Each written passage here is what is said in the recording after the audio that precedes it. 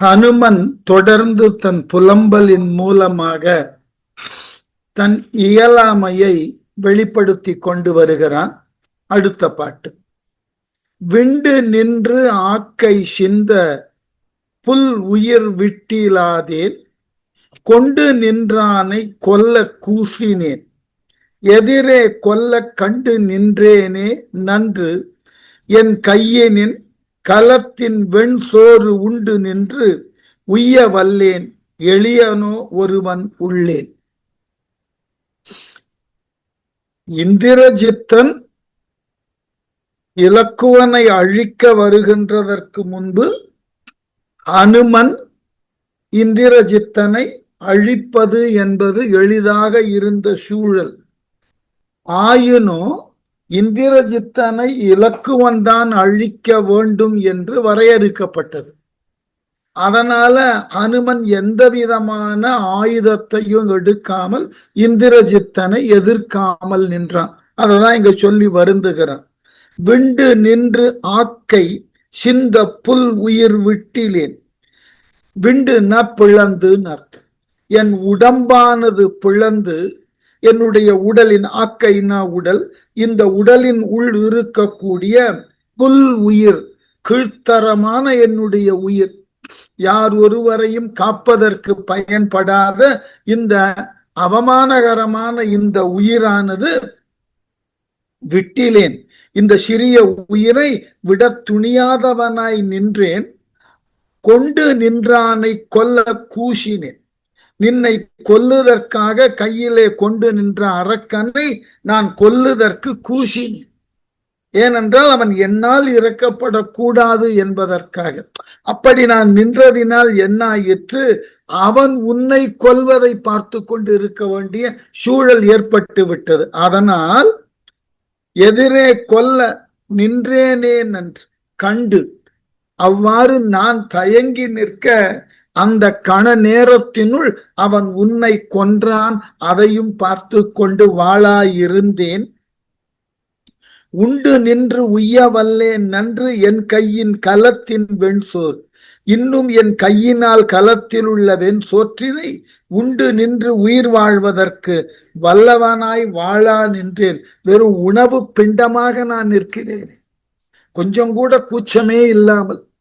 இந்த உணவினுக்காக, இந்த உணவை உண்டு நான் எதற்கு வாழ வேண்டும்?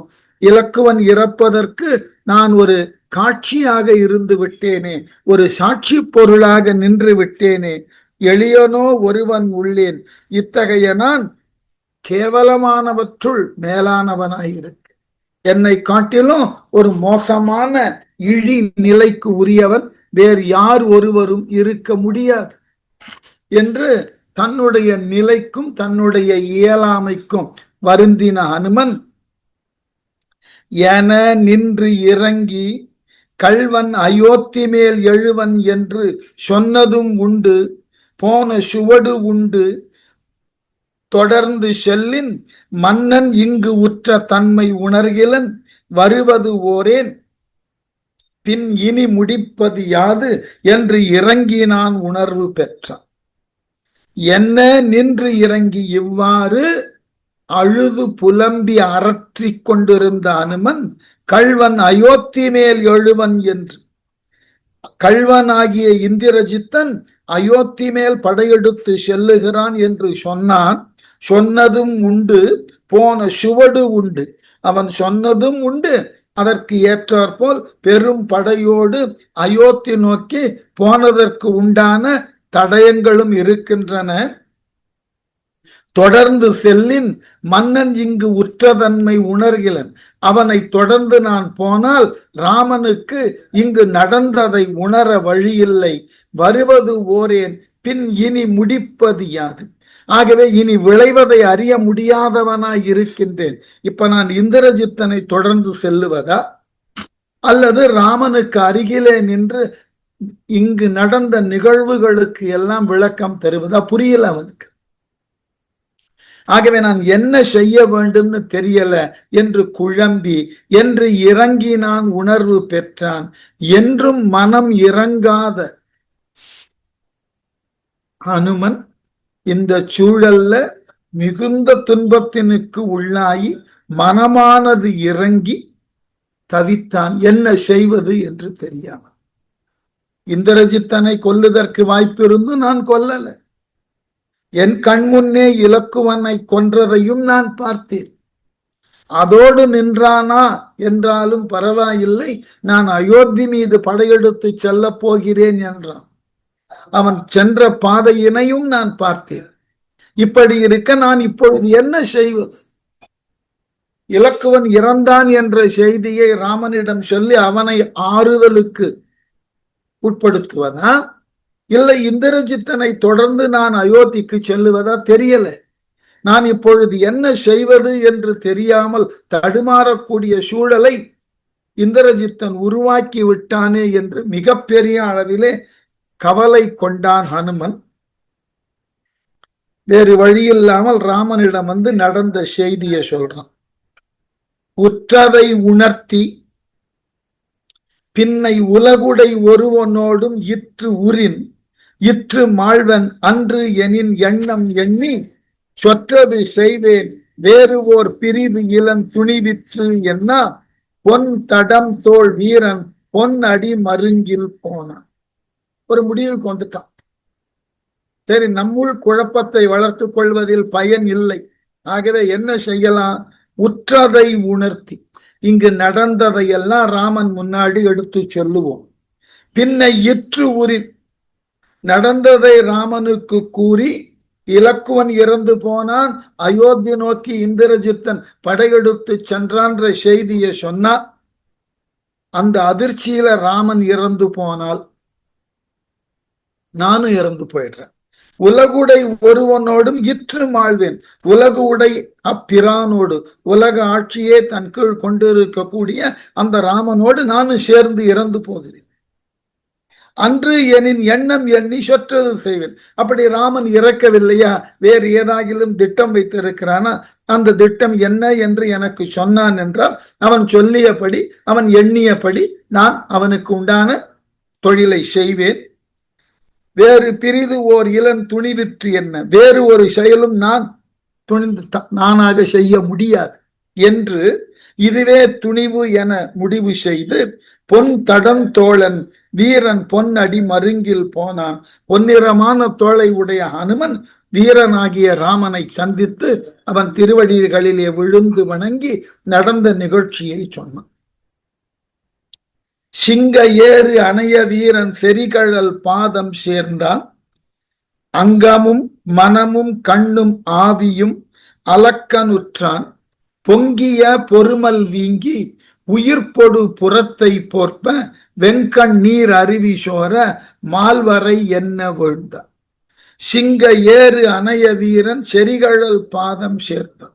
ஆண் சிங்கத்தை போன்ற வீரனாகிய ராமனது வீரக்கழல் அணிந்த பாதத்திலே சென்று அனுமன் நெருங்கி விழுந்து வணங்கினான். அங்கமும் மனமும் கண்ணும் ஆவியும் அலக்கனுற்றான். உடம்பு, உள்ளம், கண், உயிர் இவைகளெல்லாம் ஒரு சேர பதை பதைத்தனவா அனுமனுக்கு. பொங்கிய பொறுமல் வீங்கி உயிர்ப்பொடு புறத்தை போர்ப்ப, மனத்துள் பொங்கி எழுந்த அழுகையை அடக்கி கொண்டு பொறுமிய நிலையில பெருமூச்சோடு உடம்பின் புறத்தை மூடிக்கொள்ள வெண்கண் நீர் அருவி சோர மால்வரை என்ன விழுந்தான். வெண்மையான கண்ணீர் அருவி போல கொட்ட அப்படியே நெடுஞ்சான் கிடையா ராமன் கால்ல விழுந்தான். விழுந்தவன் தன்னை வீரன் விளைந்தது விளம்புக என்ன, தாழ்ந்து இரு தடக்கை பற்றி எடுக்கவும் தரிக்கிலாதான் ஆழ்ந்து எழு துன்பத்தாளை அரக்கன் என்று அயில் கொள் வாழால் போழ்ந்தனன் என கூறி புரண்டனன் பொறுமுகன்று. விழுந்தவன் தன்னை வீரன் விளைந்தது விளம்புக என்ன, தன் காலிலே விழுந்தவனாகிய அனுமனை நடந்ததை கூறுன்னு ராமன் கேட்டான். தாழ்ந்து இரு தடக்கை பற்றி எடுக்கவும் தரிக்கிலான, குனிந்து அவனுடைய தோள்களை பற்றி அப்படி தூக்க முனைந்தான். அதற்கு கூட இடம் கொடுக்கல யாரு? அனுமன். ஆழ்ந்து எழு துன்பத்தாளை அரக்கன் என்று அயில் கொள்வாளால், ஆழ பதிந்து எழுகின்ற துன்பத்தை உடைய சீதா பிராட்டியை அரக்கனாகிய இந்திர சித்து இன்று கூர்மையான வாளினால் போழ்ந்தனன், வெட்டி போட்டான் என கூறி புரண்டனன் பொறுமுகின்றான். சீதையை அவன் கொன்று விட்டான். இலக்குவன் விழுந்தது ஒரு பக்கம். என் முன்னே சீதையை வெட்டி விட்டு அவன் அயோத்தி நோக்கி படையெடுத்து சென்று இருக்கிறான். இந்த ஒரு காட்சியையும் சொன்னான். இந்த செய்திய மற்றவர்கள் சொல்லி இருந்தா கூட கொஞ்சம் ஐயத்தோடு ராமன் இருந்திருப்பான். சொன்னது அனுமன். அதாவது இந்த போர் தந்திரங்களை நன்கு தெரிந்தவன் இந்திரஜித்ன்றதுக்கு இதுதான் சான்று. சீதையை பற்றின அறிமுகம் அனுமனை தவிர வேறு ஒருவருக்கும் தெரியாது. ஆகவே அனுமன் காண சீதையை வெட்டினான், மாயா சீதையை. அதே போல அனுமன் வாய்மொழியாக கேட்டிருந்தால்தான் ராமன் எதையும் நம்புவான்.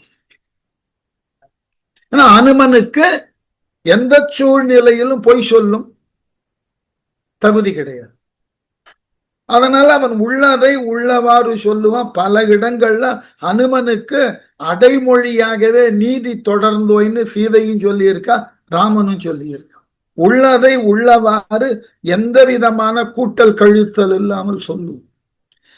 அனுமன் இப்படி சொன்ன உடனே இது உண்மையாகத்தான் இருக்க வேண்டும் என்று எது கருதி இவ்வளவு பெரிய போரை நாம் தொடர்ந்தோமோ அது இப்பொழுது பயனில்லாமல் போயிற்று.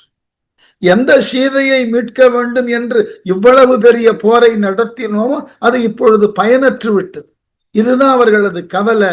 ஆகவே துடித்திலன், உயிர்ப்பும் இலன், இமைத்திலன், துள்ளி கண்ணீர் பொடித்திலன், யாதும் ஒன்றும் புகன்றிலன், பொறுமி உள்ளம் வெடித்திலன், விம்மி பாரின் விழுந்திலன், வியர்த்தான் அல்லன், அடுத்து உள்ள துன்பம் யாவும் அறிந்திலர் அமரரே.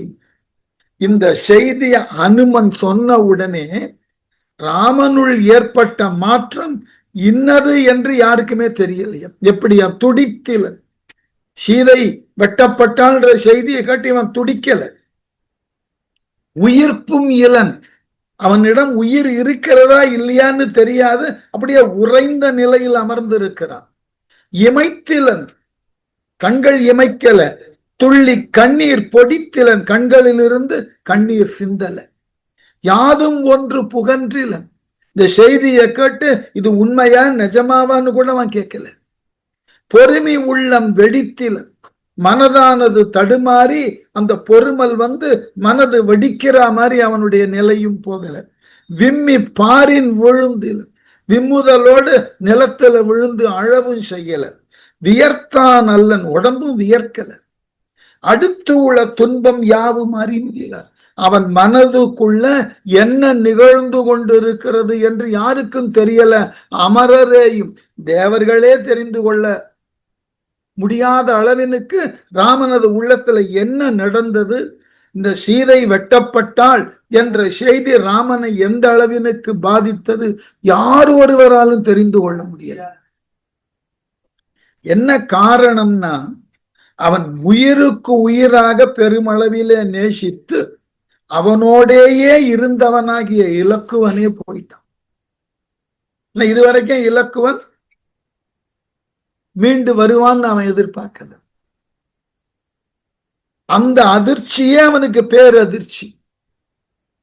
அந்த அதிர்ச்சியிலிருந்து விடுபடுவதற்குள்ள மகிழ்ச்சியோடு கொஞ்ச நேரம் இருக்கலாம்னா அந்த இலக்குவனும் மீண்டும் சஞ்சீவி பர்வதத்தினால் உயிர் பெற்றான் என்ற மகிழ்ச்சியோடு இருக்கலாம்னு பார்த்தா அந்த மகிழ்ச்சியை முற்றிலுமாக அழிக்கக்கூடிய அளவுல சீதையினுடைய நிலையை அனுமன் சொல்றான்.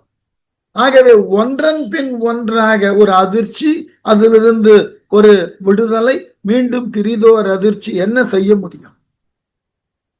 இதுதான் ராமன் நிலை.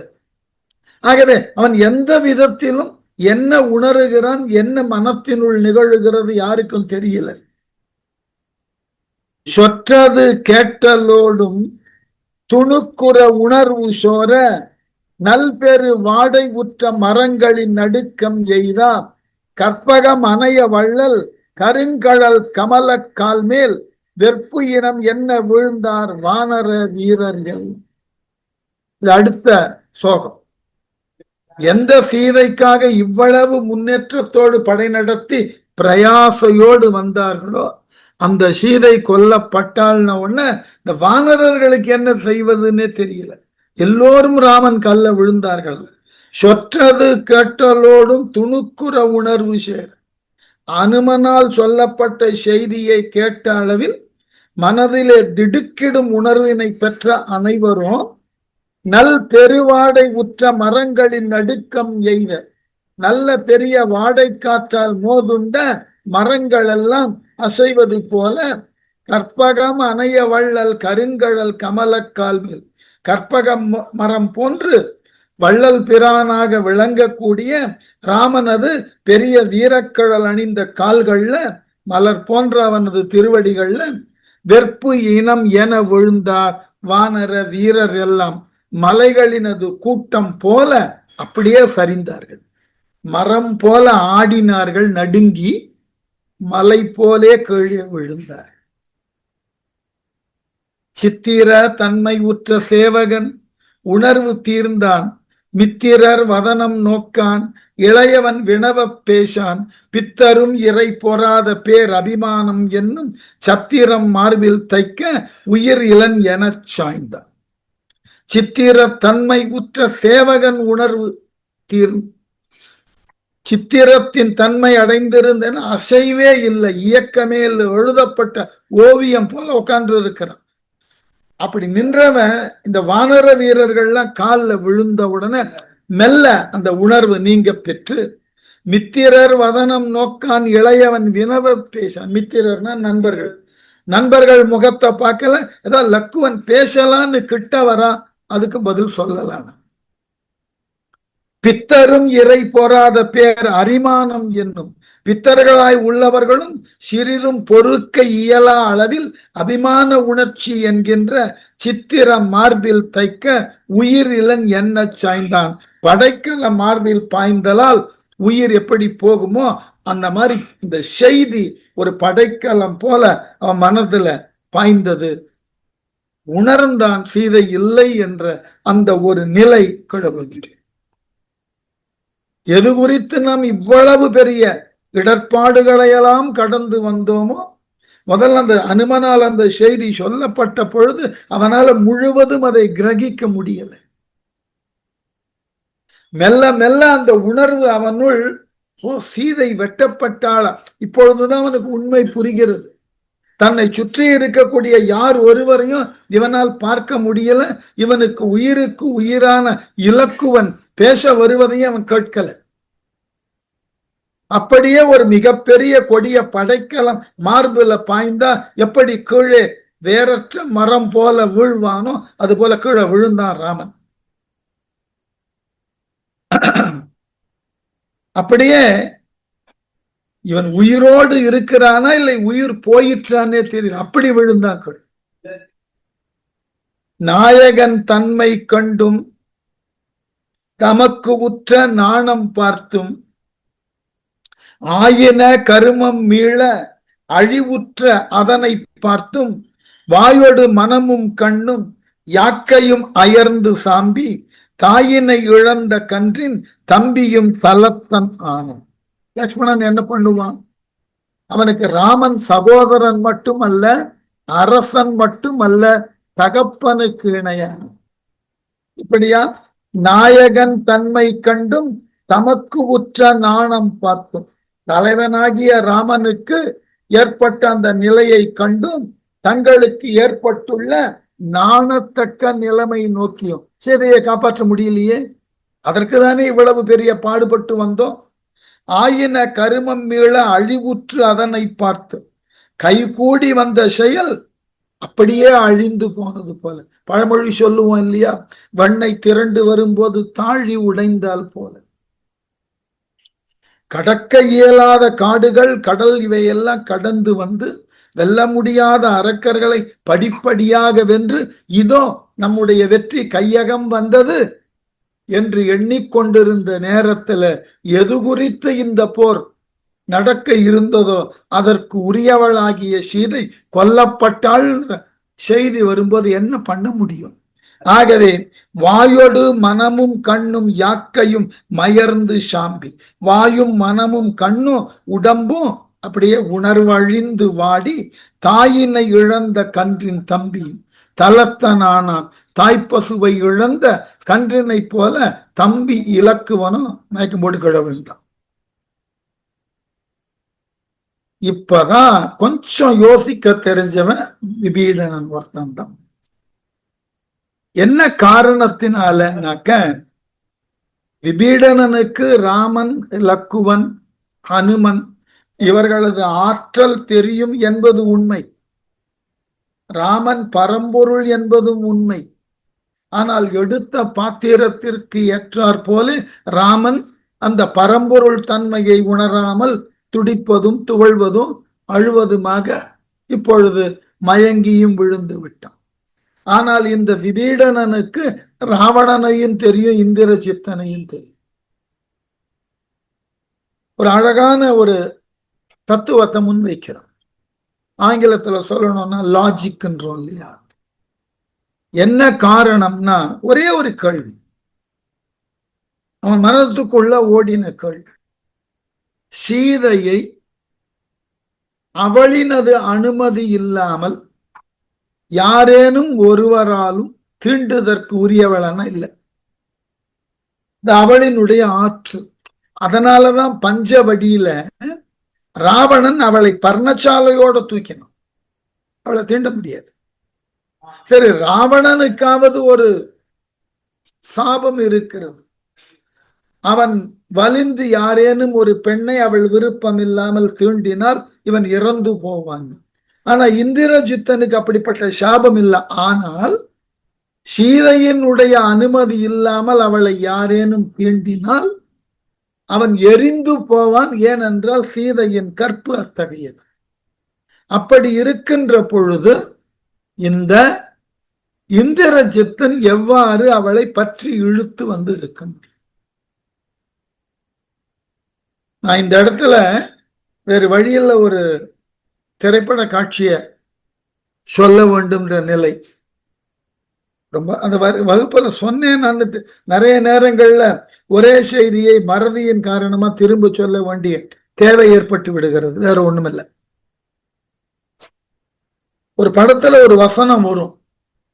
அந்த கதையின் நாயகிய தவறாக மற்றவர்கள் பேசும்போது அவளினது கணவன் சொல்லுவான் அழகாக, நெருப்பை கரையான் அரித்ததுன்னு நம்புவியா? நம்ப மாட்டல்ல. அது போல என் மனைவியை யாரேனும் தவறாக தீண்டி இருந்தால் தீண்டினவனும் இறந்து போயிருப்பான். அவனை தீண்ட இடம் கொடுத்தவள் அவளும் இறந்து போயிரு. இது நவீன காலத்துல எழுதப்பட்ட ஒரு திரைப்பட வசனம். இந்த வசனத்தை கொண்டு இன்றைக்கே இப்படிப்பட்ட சிந்தனைகள் இருக்கின்றன. புராண இதிகாச காலங்கள்ல வாழ்ந்த மக்களை பற்றி அவர்களது ஆற்றலை கொஞ்சம் யோசித்து பார்க்கணும். இது விபீடனனுக்கு வந்த இயல்பான ஒரு ஐயம். ஏனென்றால் நாம ஒவ்வொரு கதாபாத்திரத்தை பற்றி ஒரு மதிப்பீடு வைத்திருக்கோம். அந்த மதிப்பீடு எதனால் உருவானது? அவரவர்கள் தங்களுக்கு உரியதாகிய இக்கட்டான சூழ்நிலையில அவர்கள் எவ்வளவு நேர்மையோடு நடந்து கொள்ளுகிறார்களோ என்பதை ஒட்டி மதிப்பீடு உருவாக்கப்படுகிறது. அவனுக்கு ஒரு இடர்பாடு, சிக்கல், அந்த சூழ்நிலையில் அவன் எப்படி நடந்து கொள்ளுகிறான். யாரேனும் முறையான ஆசிரிய பயிற்சி படித்திருந்தால், பிஎட் என்று சொல்லுகிறார்கள் அல்லவா, அந்த மாதிரி பயிற்சி படிக்கும் போது எங்காயிலும் ஒரு பள்ளியில போய் நீங்கள் ஒரு மாதம் ஆசிரியராக பணியாற்றணும். நீங்கள் எந்த வகுப்பினுக்கு போய் ஆசிரியராக பணியாற்றுகிறீர்களோ அந்த வகுப்புல நீங்களாக ஒரு மாணவனையோ மாணாக்கியையோ தேர்ந்தெடுத்து அவர்களினுடைய செயல்பாடுகளை எல்லாம் மதிப்பீடு செய்யணும். அவர்கள் தனிப்பட்ட இடத்துல எப்படி செயல்படுகிறார்கள், வகுப்புக்குள்ள, பிற பொது இடங்கள்ல, விளையாட்டு மைதானத்துல, வீட்டுல, வீடு சார்ந்த விழாக்கள்ல என்றெல்லாம் அவர்களினுடைய நடை உடை பாவனை எப்படி இருக்கிறது. இதுக்கு பேரு கேஸ் ஸ்டடின்னு பேர். இது சமூகவியல்ல நிறைய செய்வார்கள். ஏனென்றால் ஒரு ஆசிரியனுடைய மிகப்பெரிய பொறுப்பு என்னன்னா, தன்னிடம் வரக்கூடிய மாணவர்களினுடைய சூழல், தகுதி இவைகளை நன்கு தெரிந்து அதற்கு ஏற்றாற்போல் அவர்களை அவன் முனைப்புடன் செயல்படுவதற்கு வழிவகை செய்ய வேண்டும். அதாவது மோட்டிவேட் பண்ணணும். இது ஒரு அடிப்படை. அப்ப விபீடனனுக்கு ஒரு பெரிய பக்தன். அவனுக்கு அனுமனை தெரியும், சீதையை தெரியும், ராமனையும் லக்குவனையும் தெரிந்ததை காட்டிலும் விபீடனனுக்கு ராமலக்குவர்கள் இலங்கைக்கு வந்ததன் பின் தெரியும், இந்த போர் தொடங்குவதற்கு முன்பு. ஆனால் சீதை சில மாதங்களாக அசோகவனத்தில் இருக்க, அவளை தெரியும். ஏன்னா அவளுக்கு துணையாக இருப்பதே திருச்சடை. அப்ப அன்றாடம் சீதை எவ்வாறு எல்லாம் செயல்பட்டாள் என்ற செய்தியை திருச்சடை வீட்டுல சொல்லுவான். இப்ப விபீடனனுக்கு சீதையின் மாட்டு இருக்கக்கூடிய பக்தி ஒரு மதிப்பீடு மிக உயர்ந்தது. இப்ப அவன் உள்ள ஒரு சின்ன சந்தேகம், எப்படி சீதையை தொட்டு இழுத்து போர்க்களத்துல இந்திரஜித்தன் வெட்டி இருக்க முடியும்? இதற்கு வாய்ப்பே இருக்காது. ஐயம் மெல்ல அவனுள் தோன்றுகிறது. இந்த ஐயம் தோன்றின உடனே அவனுக்கு ஒரு பெரிய பற்றுக்கோடு கிடைச்சி விட்டது. ஆக இதுதான் நாம் சிந்திக்கப்பட வேண்டிய விஷயம். சீதையை யார் ஒருவராலும் தீண்ட முடியாது. ஆகவே சீதையை இந்திரஜித்தன் இழுத்து கொன்று இருக்கிறான்னா அது உண்மையாக இருக்காது. இங்கு வேறு ஏதோ ஒரு தந்திரமான செயல் நடந்து இருக்கிறது. தொல்லையது உணரத்தக்க வீடன் துளக்கம் உற்றான், எல்லையில் துன்பம் ஊன்ற இடை ஒன்றும் தெரிகிலாதான், வெல்லவும் அரிது நாசம் இவள் தனால் விளைந்தது என்ன, கொல்வதும் அடுக்கும் என்று மனத்தின் ஓர் ஐயம் கொண்ட. சந்தேகம் ஒண்ணு தோன்றினாலே போதும், அது விறுவிறுன்னு வளர ஆரம்பிச்சிடும். தொல்லையது உணரத்தக்க வீடன் துளக்கம் உற்றான், ஒருவரின் இயல்பினை உணரத்தக்க அறிவுடையவனாகிய வீடனன் நடுக்கம் உற்றவனாய். எவ்வளவு அழகாக ஒவ்வொருவரையும் மதிப்பீட்டு பண்ணி இருக்கிறான்னு பாருங்க. மதிப்பிடுதல் என்பது பெரிய விஷயம். அதனால எல்லையில் துன்பம் ஊன்ற இடை ஒன்றும் தெரிகிலாதான், பெருந்துன்பம் அழுத்துதலால் அதற்கிடையில் ஒன்றும் தெரியாதவனாய், வெல்லவும் அரிது நாசம் இவள் தனால் விளைந்தது என்ன, வெல்லவும் அரிதாக உள்ளது அழிவும் இவளால் உண்டாயிற்று என்று கொல்லுவதும் அடுக்கும் என்று மனத்தின் ஓர் ஐயம் கொண்டான். இந்திரஜித்தன் சீதையை கொன்றிருக்க கூடும் என்று மனத்தில் ஒரு சின்ன சந்தேகம் வந்தது. தீர்வு எப்ப வரும்? ஐயம் வந்தாதான் தீர்வு வரும். ஒரு கால் அனுமன் சொன்னது உண்மையா இருக்குமோ?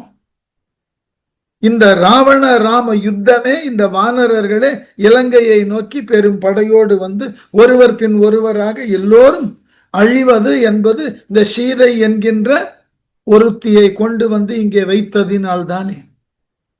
அவளை கொன்று விட்டால் இவளால் தான் இவ்வளவு பெரிய அழிவும் ஏற்பட்டது, அவளை இல்லாமல் செய்து விட்டால், இந்த எண்ணத்துக்கு வந்தான். எல்லோருக்கும் ஏற்படக்கூடிய இயல்பான எண்ணம். ஆகவே இந்திரஜித்தனும் அதனால் சீதையை கொன்றிருப்பானோ? ஒரு சின்ன ஐயம்.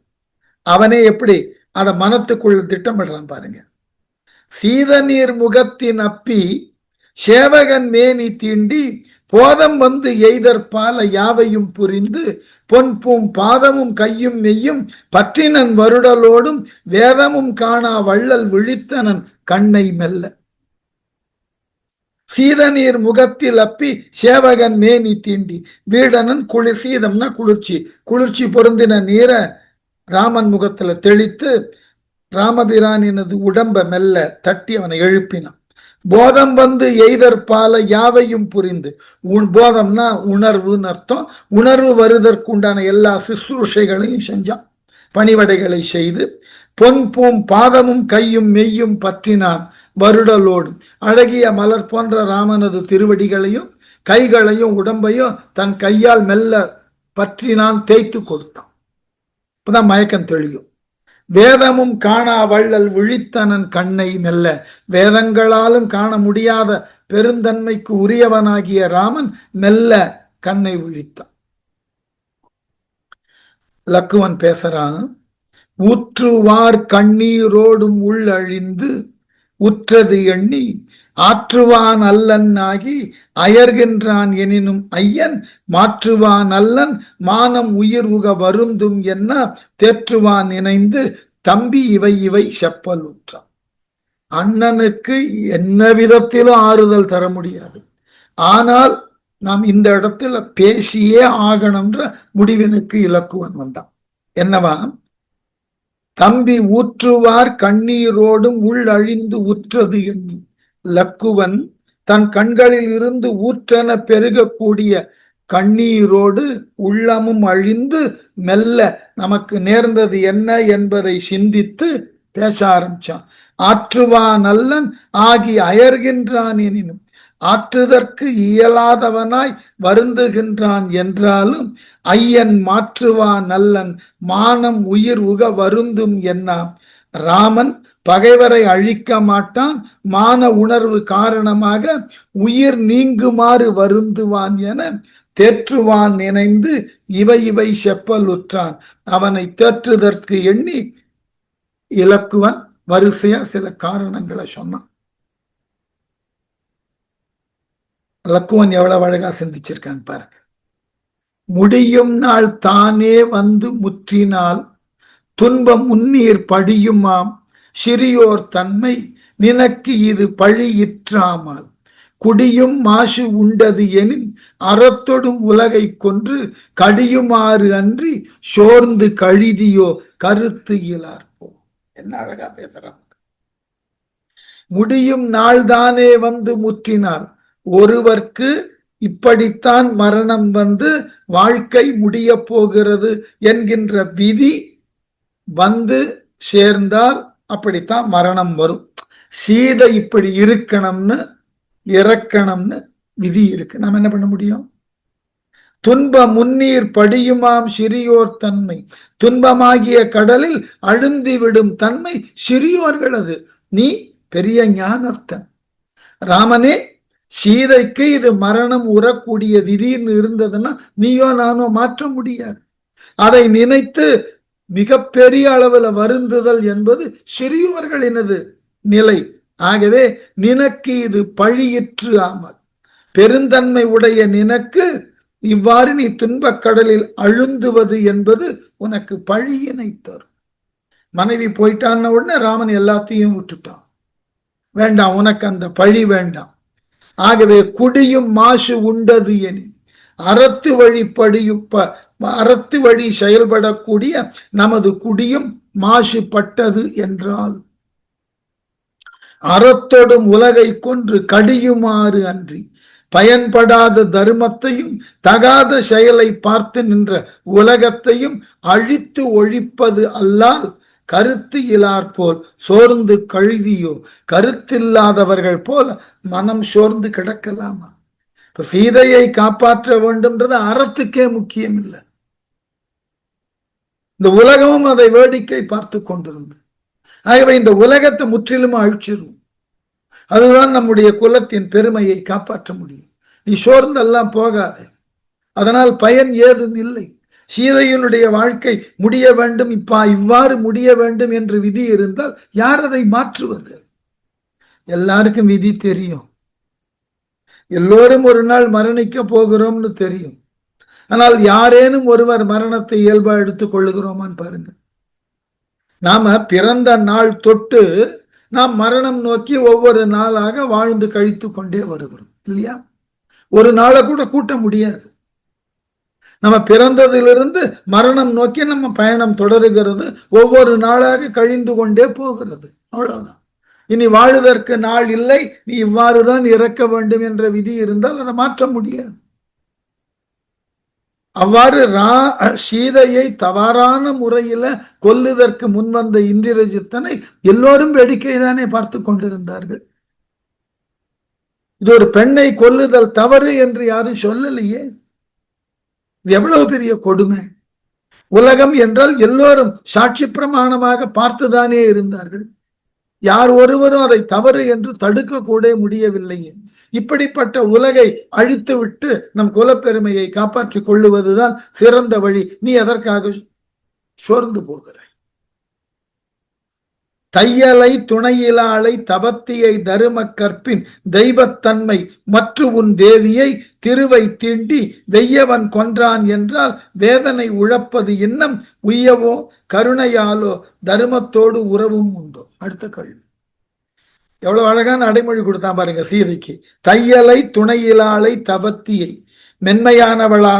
மென்மையானவளும் துணையில்லாமல் அசோகவனத்திலே தனித்து இருந்தவளும் உன் வருகைக்காக தவம் செய்து கொண்டிருந்தவளுமாகிய சீதையை, தர்ம கற்பின் தெய்வம் தன்னை மற்ற உன் தேவியை, அறநெறியாகிய கற்பின் தெய்வமாக இருப்பவளை, அறத்தை காக்கும் நின் தேவியை திருவை தீண்டி வெய்யவன் கொன்றான் என்றார். திருமகள் போன்ற அந்த சீதையை கைகளால் தீண்டி இந்திரஜித்தன் கொன்றான், கொலை செய்தான் என்றால் வேதனை உழப்பது இன்னும் உய்யவோ கருணையாலோ, அறத்தோடு இவ் அரக்கர் குலத்தையும் வேரோடு அழிக்காமல் வேதனைப்படுவது இன்னும் உயிர் உய்ந்து வாழ வேண்டும் என்பதாலோ அன்றி கருணையினாலோ. அநியாயம் செஞ்சவன் அழிக்க வேண்டாம் குலத்தோட. இதுவரைக்கும் நாம தர்ம போரை நிகழ்த்தினோம். இந்த தர்மம் சீதையை காக்கல, இப்ப தர்மத்தை அழிச்சிருவோம். ஆகவே தர்மத்தோடு உறவும் உண்டோ? இனி தர்மத்தோடு நமக்கு எதுக்கு உறவு? ராமன் தர்மசீலனாக இருந்தான். பல நேரங்கள்ல நம்முடைய வாழ்க்கையில நமக்கு ஏற்படக்கூடிய சிக்கல்களும் இடர்பாடுகளும் மெல்ல தர்மத்திலிருந்து விலகி செய்தால் என்ன என்ற சிந்தனையை தவிர்க்க முடியாத சூழ்நிலை. ஆமா, இதுவரைக்கும் நேர்மையா வாழ்ந்து என்ன கண்டுட்டோம்? நேர்மையாக வாழ்வதனால பெருமை, உயர்வு, சிறப்புன்னு சொன்னார்களே, என்ன பெருமையை கண்டோம்? என்ன சிறப்பினை அடைந்தோம்? மாறாக துன்பம் தான், வறுமை தான், இடர்பாடுகள் தான், இன்னல்கள் தான். அப்ப நாம ஏன் தப்பான பாதைக்கு போக கூடாது? தப்பு செய்யறதெல்லாம் நிம்மதியா வாழ்ந்துகிட்டு இருக்காங்க. இப்ப நாம் இது நாள் வரைக்கும் நல்லவர்களாகவே இருந்ததினால் பெற்ற நன்மை தான் என்ன? இதுக்கும் ஒரு திரைப்படத்தை தான் காட்சியா சொல்லணும். இந்த அரசு அதிகாரிகள் எல்லாம் ஊழல் செய்கிறார்கள். அந்த ஊழல் செய்பவர்களுக்கு உரியன கொடுத்து காரியத்தை சாதித்துக் கொள்ளுகிறார்கள். ஒப்பந்தக்காரர்கள்ன்ற ஒரு சூழல்ல ஒவ்வொரு அலுவலகத்திலும் யாரேனும் ஒரு நேர்மையானவன் இருப்பான்னு தேடுவார்கள். அந்த நேர்மையானவரை எல்லாம் அழைத்து ஒரு கூட்டம் போடும்போது அந்த நேர்மையானவர்கள் எல்லாம் சொல்லுவார்கள், நான் நேர்மையாக இருந்ததுனால என் மனைவியை இழந்தேன், மகனை இழந்தேன், எனக்கு ஒரு குறிப்பிட்ட காலத்துக்குள்ள இத்தனை இடமாற்றம் இருந்தாலும் நான் நேர்மையை விட மாட்டேன்.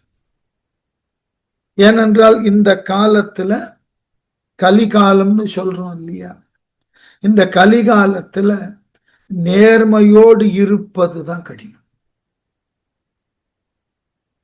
அதற்காக நேர்மையை விட்டு விடுங்கள் யாரும் அறிவுரை சொல்ல முடியாது. கலிகாலத்தில் நேர்மையோடு இருத்தல் என்பது கடினம்தான். ஏனென்றால் நம்மை சுற்றி கள்ளி செடிகளாக இருக்கின்ற பொழுது நடுவுல நாம ஒரு மல்லிகை செடியாக வளர முடியுமான்னு பார்க்கணும். போராட்டம் தான்.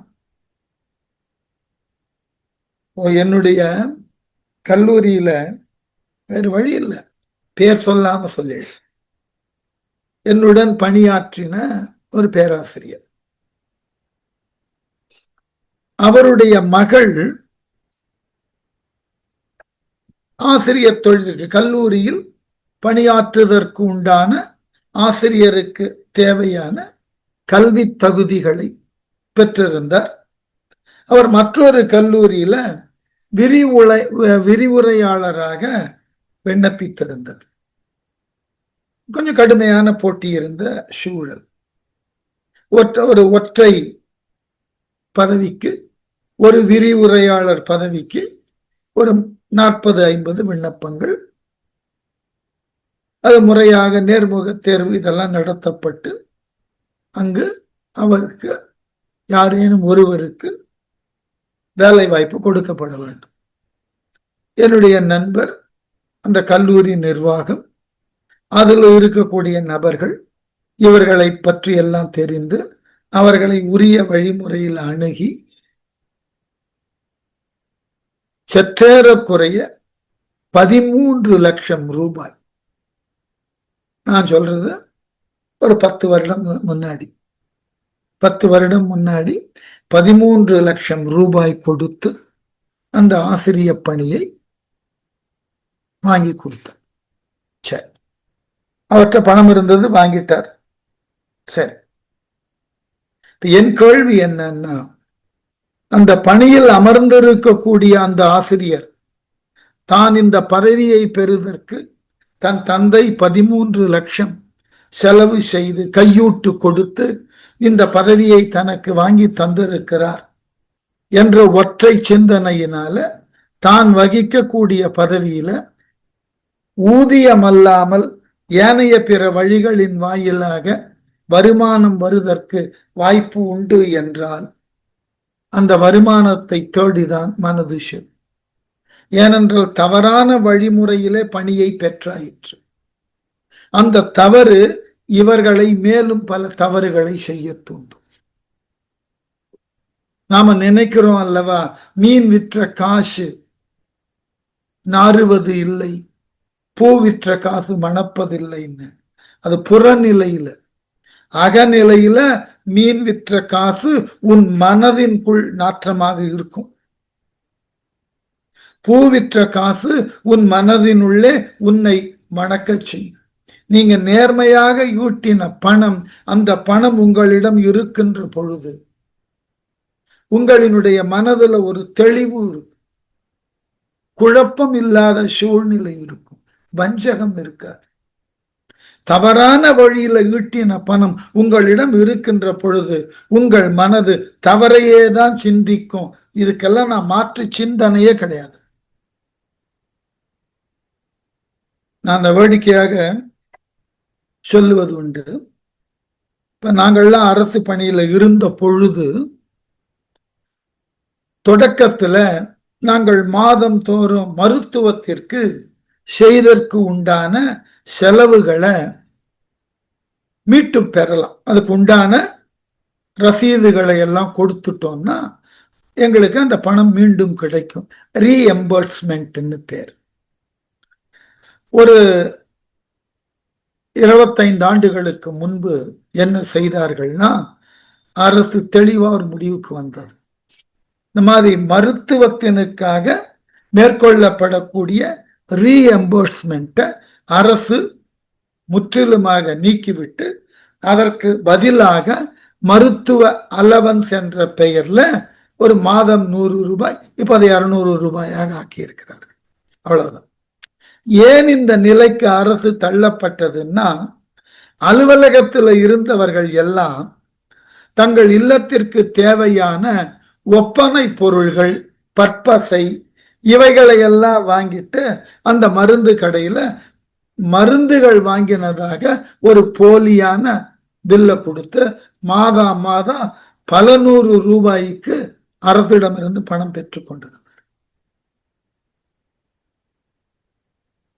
இந்த நிலைமை வந்த உடனே பார்த்தா அரசு நிர்வாகத்துல ஒரு பெரிய தப்பு நடக்கிறது, முறையை மாற்று. இத பன்னெடுங்காலத்துக்கு முன்னாடி என் தந்தையார் அவர் பணியில, அரசு பணியில இருந்த பொழுது ஒரு முறை கூட ரீஎம்பர்ஸ் பண்ண மாட்டேன். அப்ப நான் கேட்டது உண்டு அவர்கிட்ட.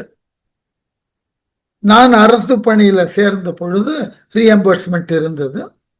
என் தந்தையார் என்னை கூப்பிட்டு சொன்னார், ரீஎம்பர்ஸ்மெண்ட்டுக்கு எலிஜிபிலிட்டி உண்டு, அதை செய்யாதே அப்படின்னு.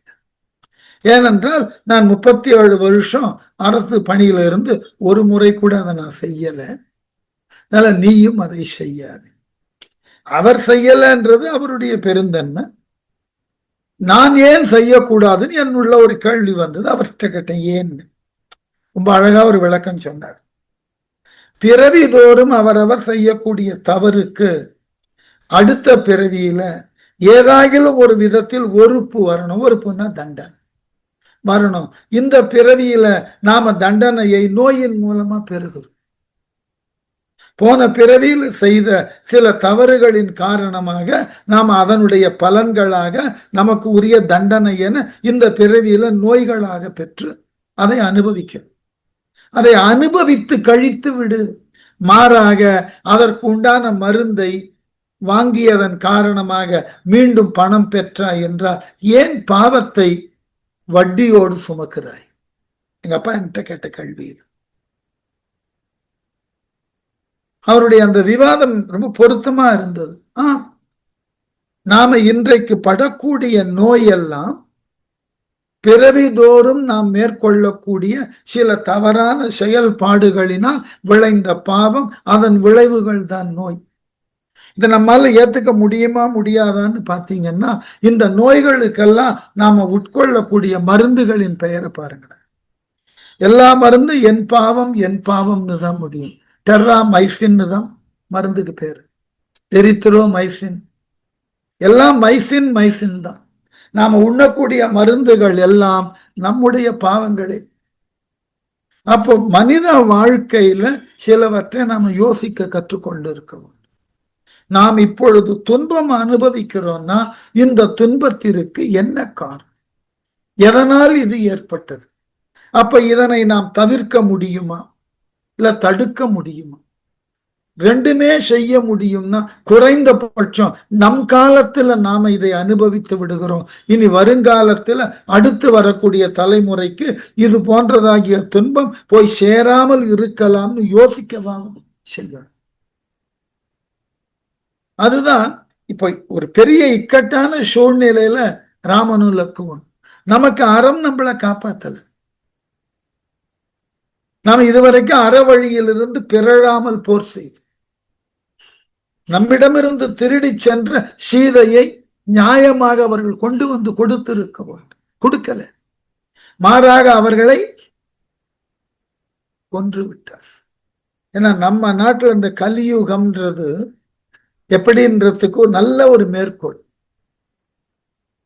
ஒரு காலத்துல நமது தமிழ்நாட்டை ஆண்ட ஒரு முதலமைச்சர் அரசனுக்கு சொந்தமான நிலத்தை கையகப்படுத்தி அதுல ஒரு தொழிற்சாலையை தனிப்பட்ட முறையில கட்டி நடத்தி கொண்டிருந்தார்.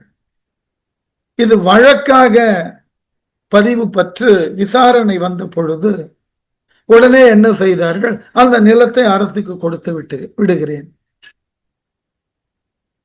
ஆகவே எனக்கு அதிலிருந்து தண்டனை தேவையில்லை. ஆமாம், அது அரசு நிலம்னு தெரியாமல் வைத்திருந்தோம், தெரிந்த பின் அரசுக்கே கொடுத்து. இது நியாயமா? அப்ப திருடினவன் தான் திருடினோம் என்ற உண்மை தெரிந்த உடனே திருடிய பொருளை கொடுத்து விட்டால் அவனுக்கு தண்டனை கொடுக்காத குற்றச்சட்டம்? இப்பொழுதுதான் அறத்தில சிக்கல் வருகிறது. தவறு செய்தவன் எல்லாம் தான் கொண்டிருக்கக்கூடிய அதிகாரத்தினாலும் தான் கொண்டிருக்கக்கூடிய பதவியினாலும் அந்த தவறில் இருந்து தண்டனை பெறாமல் தப்பிக்கிறது. தவறே செய்யாதவன் சூழ்நிலையினால் தண்டனைக்கு உட்படுகிறான். இப்ப இது என்ன அறம்? இந்த அறத்தை விட்டு நாம ஏன் வெளியே வரக்கூடாது? எல்லார் வாழ்க்கையிலும் இப்படிப்பட்ட ஒரு சூழ்நிலை வரும். இந்த ஆங்கிலத்துல சொல்லுவது போல ஒரு டைட் கார்னர், இந்த வழியா அந்த வழியான்ற ஒரு சிக்கல் வரும். அப்போ மனது சொல்லும் அறத்தின் வழி வேண்டாம். இதனால் வரைக்கும் அந்த வழியில போய் நம்ம என்னத்தை கண்டோம்? இந்த கேள்வி வரும். அப்ப அறமல்லாத வேலைகளை செய்து கொண்டு இருக்கிறவெல்லாம் சௌக்கியமா தானே இருக்கான். நாமும் இப்பொழுதே பார்த்து கொண்டுதான் இருக்கோம். என்னென்ன தவறுகள் செய்கிறார்கள் ஆட்சி பொறுப்பில் இருக்கிறவர்கள் என்பது பற்றின செய்திகள் வந்தவண்ணம் இருக்கிறது. ஆனால் அவர்கள் எல்லோரும் நல்ல விதமான வாழ்க்கையை வாழுகிறார். இது எந்த விதத்தில் நியாயம்? அவர்கள் அவ்வாறு வாழுவதற்கு காரணம் போன பிறவியில செய்த புண்ணியத்தின் எச்சங்கள். அது மெல்ல மெல்ல மெல்ல இவர்கள் இந்த பிறவியில் செய்யக்கூடிய தவறுகளினால் அது கழிந்து கொண்டே வரும். அது முற்றிலுமாக கழிந்ததன் பின் ஞாபகம் வைத்துக் கொள்ளும். வள்ளுவர் ஒரு இடத்துல சொல்றார், ஒரு கூத்தாட்டு நிகழ்ச்சி நடக்கக்கூடிய இடத்திற்கு, ஒரு கூத்தாடுதல் என்கின்ற நடன நிகழ்ச்சியை நிகழ்த்தக்கூடிய இடத்தினுக்கு காண வரக்கூடிய ரசிகர்கள் எல்லோரும் ஒரே நேரத்தில் வரமாட்டார்கள். அவரவருக்கு தோணின நேரத்தில் வருவார்கள். ஆனால் அந்த நிகழ்ச்சி முடிந்து போகின்ற பொழுது ஒட்டுமொத்தமா எல்லோரும் வெளியே போயிடுவார்கள். அதுபோல நமக்கு தவறான வழியில மெல்ல மெல்ல அங்கொன்றும் இங்கொன்றுமாக நமக்கு செல்வம் சேரும், தவிர்க்க முடியாது, உண்மைதான். நம்முடைய புண்ணியங்களினுடைய அளவீடுகள் குறைய குறைய அவ்வாறு தவறான வழியிலே சேர்க்கப்பட்டவைகள் எல்லாம் ஒட்டுமொத்தமாக நம்மை விட்டு வெளியே. அறம் என்பது கொஞ்சம் கடினம் தான், அறத்து வழி நிற்றல் என்பது கடினம் தான். இறைத்தன்மை வாய்ந்த கதாபாத்திரமே இப்படி பேசுகிறது. நாம் எதற்காக இன்னமும் அறத்தை கட்டி கொண்டு அழ வேண்டும்? ஆகவே நமக்கு இன்னல் விளைத்தவர்களை இந்த அறத்தோடு இந்த உலகத்தையும் சேர்ந்து அழிச்சுடலாமே.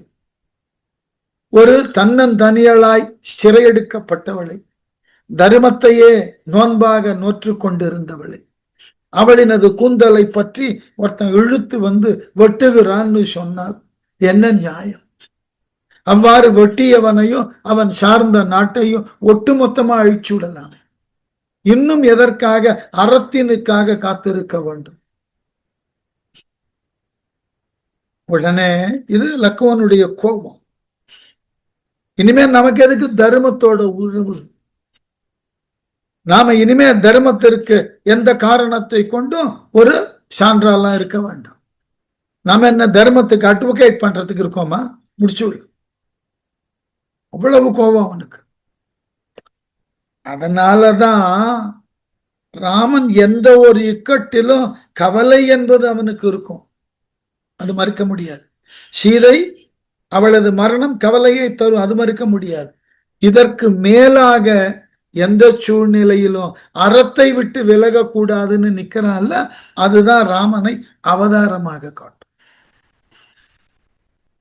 பேசுறா மீண்டும் இலக்குவன். அரக்கர் என், அமரர் தாம் என், அந்தணர் தாம் என், அந்த குருக்கள் என், முனிவர் தாம் என், வேதத்தின் கொள்கைதான் என், செருக்கினர் வலியராகி நெறி நின்றார் சிதைவர் என்றால் இருக்கும் இது என்னாம் இம்மூன்று உலகையும் எரி மடாது. நல்ல கேள்வி தான் அந்த இக்கட்டான சூழ்நிலை.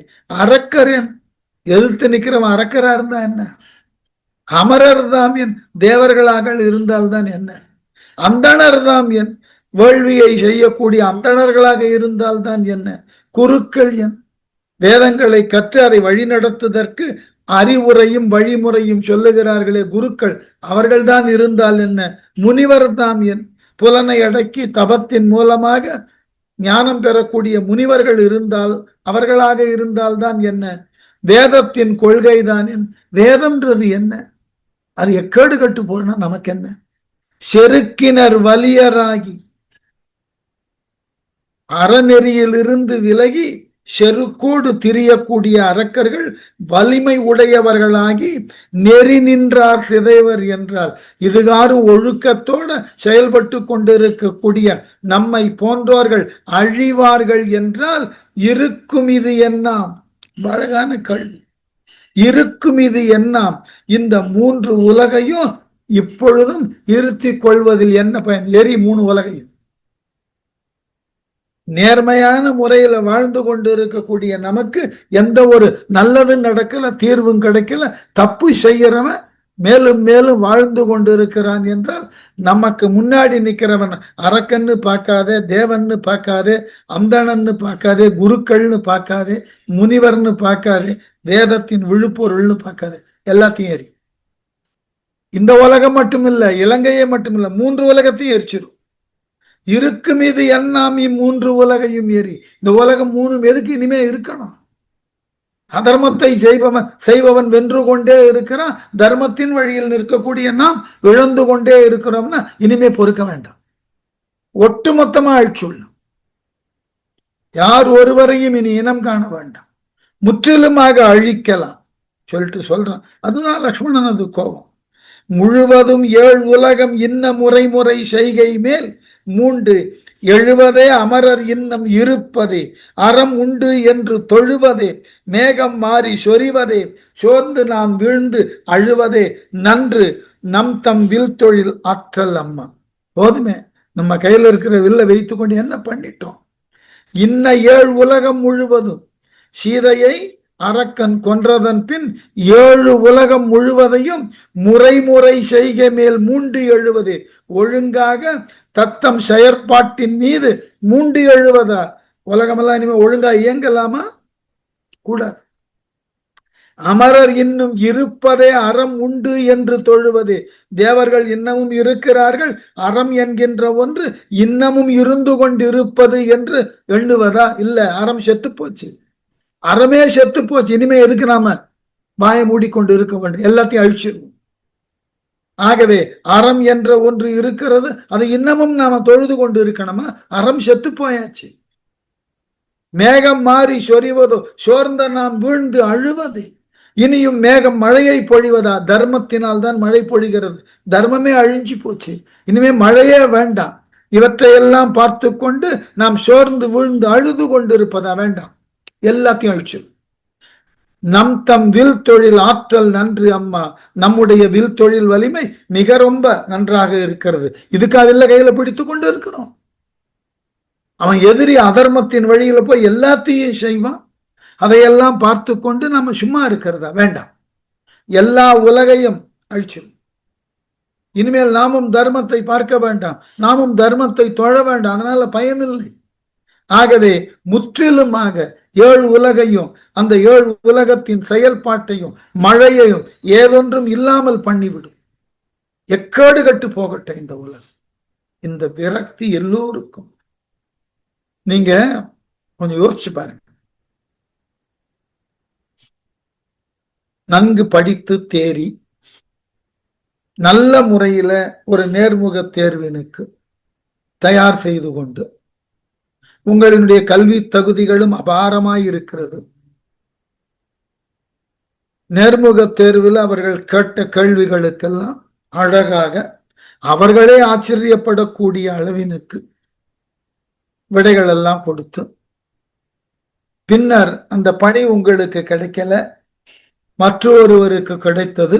சரி, அப்படி கிடைத்தவர் உங்களை காற்றிலும் ஏதாயிலும் ஒரு விதத்துல அறிவிலோ அல்லது கூறிய பதிலிலோ சிறந்தவராக இருந்தால் கூட மனது கொஞ்சம் சமாதானம் அடையும். சரி, நம்மை காட்டிலும் ஒரு திறமையானவன், நம்மிலும் நன்கு கற்றவன் அவனுக்கு கிடைச்சிருக்கு.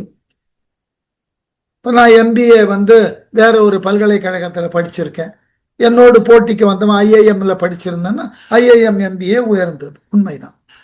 ரெண்டு பேரும் MBA தான், ஆனா அதுல படிக்கிறவனுக்கு இடம் கிடைக்கிறதுக்கே நிறைய தகுதி வேணும். ஆகவே அப்படிப்பட்டவனுக்கு ஒரே நேரத்துல நாம நேர்முகத்துக்கு போனா அவனுக்கு வேலை கிடைச்சது, ஏத்துக்கலாம், தப்பு இல்லை. ஆனால் நம்மை காட்டிலும் குறைவான மதிப்பெண்ணும் அனுபவமும் இல்லாமல் அந்த கேள்வியில முழுமையுமான பதிலையும் சொல்லாமல் ஒருவனுக்கு பணி வாய்ப்பு கொடுக்கப்பட்டதுன்னா நமக்கு ரொம்ப வருத்தம். நாம ஏன் இப்படி படிச்சோம்? நாம ஏன் இவ்வாறு இன்னமும் நேர்மையாக நடந்து கொள்ள வேண்டும்? எல்லோரும் கையூட்டு கொடுத்து அல்லது சிபாரத்தின் பேரில் ஒவ்வொருவனும் வேலைக்கு போறான். உண்மையாக கற்றும் உண்மையான தகுதியை பெற்றும் நமக்கு கிடைக்கலையே, இனிமே இதை வைத்துக் கொண்டு என்ன செய்வது? ஆகவே நாமும் ஏதாகிலும் ஒரு வழி செய்யணும் என்ற நிலைக்கு எல்லோரும் வாழ்நாள்ல சில முறைகள் தள்ளப்படுவார்கள், தவிர்க்க முடியாது. இந்த மாதிரி சூழ்நிலையில தான் நாம நம்முடைய அறத்தோடு இருக்க வேண்டும் என்று எதிர்பார்க்கப்படுகிறது. இருந்தாக வேண்டுமான்னு கேட்டா வேற வழி இல்லை, அப்படி இருக்க வேண்டும் எதிர்பார்க்கப்படுகிறது. ஏனென்றால் நீ மேலானவன்றது மேலானவன் ஆயிரு. இதுக்கு வள்ளுவர் வேற திருக்குறள் எழுதி வச்சுட்டு போயிட்டார். பெயத்தக்க நஞ்சுண்டமைவர் நயத்தக்க நாகரீகம் வேண்டுபவர். இதுதான் இன்றைய சமூகம். நம்ம கண்ணு முன்னாடி அநீதி நடக்கிறது, கேட்க முடியல. கேட்பதற்கு நாம் தயாரா இல்லை. அது கேட்பது சரி என்று உணரல. இதெல்லாம் தான் பிரச்சனை நம்ம கிட்ட. அப்போ இலக்குவனுக்கு அந்த உணர்வு தோன்றியது. நாம் இதுகாரும் நேர்மையாகத்தானே போர் செய்தோம், யாரையும் வஞ்சகத்தாலோ தவறான நெறிமுறையிலோ கொல்லல. ஆனால் இந்திரஜித்தன் அநியாயமாக பெண் என்றும் பாராமல் அவளை சிறையிலிருந்து கொண்டு வந்து வெட்டி போட்டு இருக்கிறான்னு. இனிமே எங்க தர்மத்தை பத்தி யோசிப்பது? எதற்கு நீ தர்மம்? ராமா, நீ துவண்டு கிடப்பதில் பொருள் இல்லை. இந்த எல்லா உலகத்தையும் நம்முடைய அம்பினால் அழித்து விடுவோம் வா என்று மேலும் சொல்ல இருக்கிறான். என்ன என்பதை அடுத்த வகுப்புல பார்ப்போம். தேங்க்யூ.